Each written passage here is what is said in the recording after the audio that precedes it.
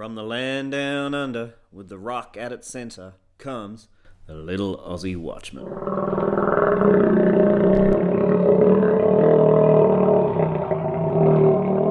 The child warrior. The child warrior is a tool, a powerful one wielded by the mighty and the propagandist. The child is unique in many respects, and when brainwashed using a fixed ideological agenda, can be used to change a nation, often for the worst. The child has limited experience and has an undeveloped sense of being able to pick up that he or she is being manipulated.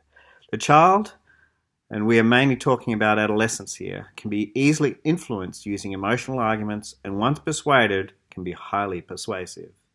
It is no surprise, therefore, that authoritarian dictatorships often use adolescents. Religions use adolescents, and of course, different political ideologies harness the easy manipulated power of the young. Radicalizing young people is especially true when one separates them from the truth of Christ's love. This removes their present-day purpose to love God and others and their future hope of a glorious eternity, and it replaces it often with atheism, which is an empty philosophy without purpose other than passing on one's genes. In order to manipulate the young, one needs a cause to fight for. All of humanity long for a reason worth living and worth dying for.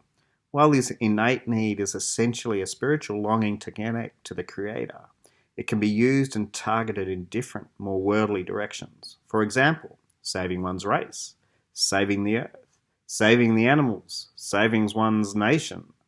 This gives them self-authentication, a crusade to fight for, and the fervour which leads to never-ending virtue signalling in our interconnected reality. In order for the adolescent to grab this, they must believe what they are fighting for is essentially good. The adolescent is so much more easily manipulated into believing some ideology is good and has to be fought for above all else. They do not have the experience to realize those in authority can be misinformed, and that the authority figure in their life may be wrong. They have not experienced that the human experience is at the mercy of lies, and lies can be used to manipulate human emotions and beliefs. Hitler was a master of this. He banned all youth groups other than his own Hitler Youth. The brainwashing techniques seek to create fanatical, loyal followers of himself. The Nazis replaced other influences in their lives, such as the stabilizing influence of parents, religion, and family. Hitler was very successful in producing the child warrior. The second essential component is to have an existential evil. For the Hitler Youth, it was the Jew. Or it could be those who eat animals or the production of carbon dioxide. The claims need to be repeated and hyperbolic for the young adolescent to be completely immersed into the new political ideology for which the manipulator wants them to fight. Use authority figures, use sports figures, use political figures, use science. Make sure competing interpretations of authority figures are silenced, especially if those competing ideologies use logical arguments. Shout them down with terms such as racism, fascism, homophobia. Any type of slander is required. Once the slander is stuck, then the person you are arguing with does not need to be listened to anymore, because they are essentially evil. Politicians have this down to a fine art, of course.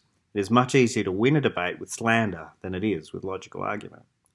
It is therefore not any surprise that the Green Movement has grown and brainwashed an army of young adolescents. Greta Thunberg is the quintessential child warrior. She is clearly being manipulated by those who have authority within her life. The beauty about a child warrior is that people are afraid of slandering or laughing at a child. It seems rather mean.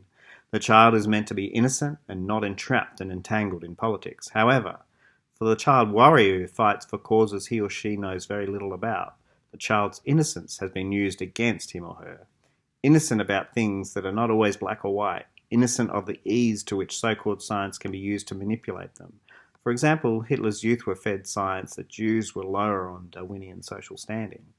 Of course, there is no comparison between the Hitler Youth and the green adolescent. The reason for linking the two is the techniques used to convert an adolescent to a cause is very similar, and can lead a child to do things that would normally not do and may likely regret later. Hopefully this army of youth that the global warming crowd have produced are not converted into a paramilitary wing which uses violence in order to save the world, as has been the case with some vegan youth. May they grow up and realise that some causes are not always as they appear, and are certainly not worth dying for.